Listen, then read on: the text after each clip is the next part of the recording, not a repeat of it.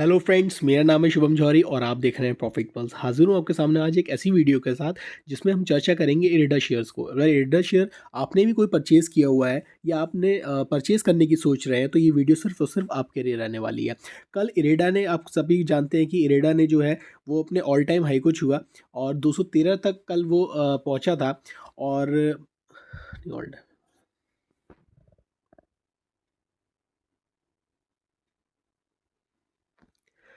Hello friends, मेरा नाम है शुभम जौहरी और आप देख रहे हैं प्रॉफिट पल्स। हाजिर हूँ आपके सामने आज इरेडा शेयर को कवरेज करने के लिए। और अगर आपने भी इरेडा शेयर को बाय कर रखा है या आपने उसको बाय करने की सोच रहे हैं तो ये वीडियो सिर्फ और सिर्फ आपके लिए रहने वाली है। आज हम इसमें शेयर की टेक्निकल एनालाइज करेंगे और आगे क्या इसका फ्यूचर रह सकता है, आगे स्विंग ट्रेडिंग के लिए क्या रह सकता है और या लॉन्ग टर्म के लिए क्या रख सकता है, वो सारी चीज़ें हम इस वीडियो में चर्चा करेंगे। तो प्लीज़ वीडियो में बने रहिएगा। तो सबसे पहले मैं बात करूंगा तो इरेडा शेयर्स की। तो इरेडा शेयर्स ने कल अपने बहुत ज़्यादा एक 213 को उसने टच किया, मगर आज ये फिर एक -4 रुपीज़ पर ये आज फिर आकर खड़ा हो गया। वहीं अगर इसके 5 दिन की मैं रिटर्न की बात कर लूँ तो 5 दिन में इससे हमें देखने को रिटर्न मिला है वो 4.57% का रिटर्न देखने को मिला है। और वहीं 1 मंथ में इससे लॉस कह सकते हैं और 6 मंथ्स में अगर देखें तो 10% का प्रॉफिट देखने को मिला। वहीं अगर 1 ईयर की बात कर लें तो 1 ईयर में इससे 239.77% का प्रॉफिट देखने को मिला। और वहीं अगर मैं आज करंट में 29 नवंबर 10:10 हो रहे हैं और करंट में हम इसको मॉनिटर कर रहे हैं। वहीं आज ये जो ओपन हुआ है वो ओपन हुआ है ये 210 रुपये 25 पैसे पर। और जो हाई गया है वो आज में, सिर्फ आज की बात कर रहा हूँ तो आज में गया है ये 210 रुपये 70 पैसे पर। और वहीं अगर इसके पीई रेशो की अगर बात कर लें तो पीई रेशो इसका जो करंट में चल रहा है वो चल रहा है 37.08। पीई रेशो तो अच्छा है। और वहीं अब इसकी अगर थोड़ा टेक्निकल इसमें चर्चा करें तो चलिए हम इसको एक टेक्निकल चार्ट पर इसको देख लेते हैं, शेयर्स को। तो सबसे पहले मैं अगर बात करूं तो करंट में ये शेयर, अगर मैं मूविंग एवरेज 44 लगाता हूं और मूविंग एवरेज ये 200 मैंने लगा रखा है। जैसे आप देख सकते हैं ग्रीन वाला जो हमारा ये मूविंग एवरेज है ये हमारा 200 है। और वहीं अगर इसके ऊपर की बात करूं तो मैंने ये 44 लगा रखा है। अगर इस दोनों चीज़ों पर, अगर इस पैटर्न पर देखें तो अभी जो देखिए लो जो इसने बनाया है वो लो बनाया है यहाँ पर।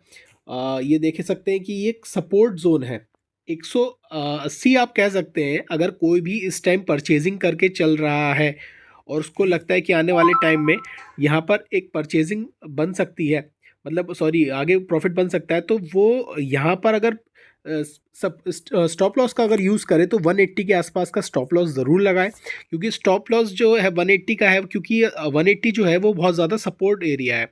आप अगर देखेंगे, ये देखिए फ्रेंड्स, मैं आपके सामने फिर कहता हूँ कि कोई भी किसी की बातों पे ना जाए, आप चार्ट को खुद एनालाइज करें। चार्ट आपको सारी चीज़ें बताता है। चार्ट आपको पहले से ही सारे इंडिकेट कर देता है कि भाई उसका क्या सपोर्ट जोन है, क्या रेजिस्टेंस लेवल लेकर चल रहा है। अगर मैं आपसे बात करूं तो यहाँ देख सकते हैं आप, ये एक सपोर्ट लेवल लेके चल रहा है। ये 180 जो लास्ट यहाँ पर गया वो 181, यानी कह सकते हैं 180 इसका सपोर्ट जोन है। वहीं यहाँ पर भी इसने एक सपोर्ट लिया हुआ है। और इससे पहले की अगर मैं बात करूं तो पहले अगर मैं मूविंग एवरेज पर देखिए, कहीं भी परचेजिंग कहाँ बनती है, एक फ्रेश और अच्छी परचेजिंग के लिए जब दोनों मूविंग एवरेज राइजिंग हो, 200 मूविंग एवरेज राइजिंग हो, 44 मूविंग एवरेज भी राइजिंग हो, और वहाँ अगर कोई एक ग्रीन कैंडल बनती है उसके जस्ट ऊपर, यानी कि यहाँ कहीं जैसे अ, मैं आपको दिखाना चाहता हूँ पहले भी, देखिए कहीं भी अगर राइजिंग हो तो वहाँ हमारा 2 से 3 दिन में हमारा प्रॉफिट बन के तैयार हो जाता है। अगर मैं आपको यहाँ की बात करते हुए मतलब बात करूँ तो यहाँ पर आप देख सकते हैं कि अगर यहाँ पर एक ग्रीन कैंडल बनी 44 मूविंग एवरेज पर और यहाँ मान लीजिए हमने एक परचेजिंग करी, परचेजिंग कह सकते हैं कि 154 पे कोई भी हमने परचेजिंग करी और उसके नेक्स्ट डे फिर और ऊपर मार्केट खुला और यहाँ तक जाने के बाद मार्केट 177 पर गया, तो यहाँ से 2 से 3 दिन में हमें एज अ स्विंग ट्रेडर के लिए हमें यहाँ पर एक प्रॉफिट अच्छा बनता हुआ दिखाई दिया। मगर कभी भी मार्केट साइडवेज हो और वहाँ अगर ग्रीन कैंडल बन रही है तो वो इतनी फ्रेश अच्छी बाइंग नहीं कही जाएगी।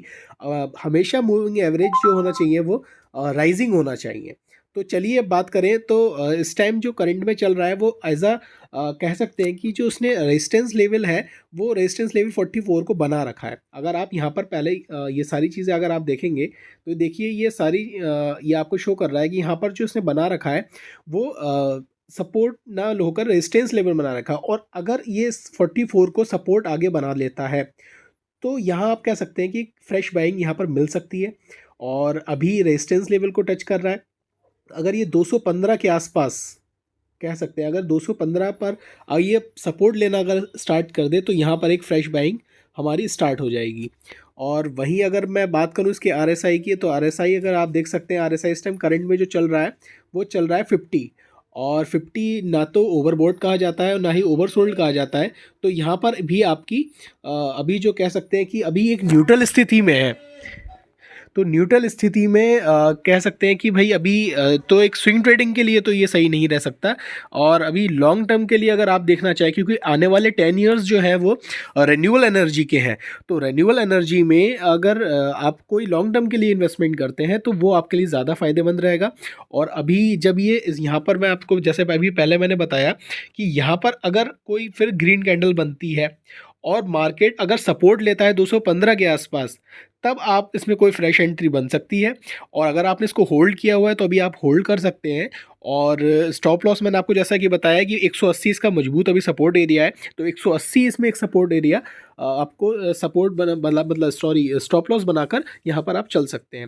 अगर आपको ऐसी भी किसी और शेयर के बारे में टेक्निकल एनालाइज चाहिए या आपको भी और सीखना है, क्योंकि मैं सारी आपको सिखाने का काम करता हूँ और मैं सिर्फ ये बताने का काम नहीं करता हूँ कि सिर्फ शेयर आगे क्या होगा क्या नहीं होगा, तो आप भी सीखें, मैं ये चाहता हूँ। तो इसलिए मैं सारी चीज़ें मैं आपको सिखाने का पहले काम करता हूँ। अगर आपको वीडियो मेरी पसंद आई तो प्लीज़ मेरे चैनल को सब्सक्राइब ज़रूर करिएगा।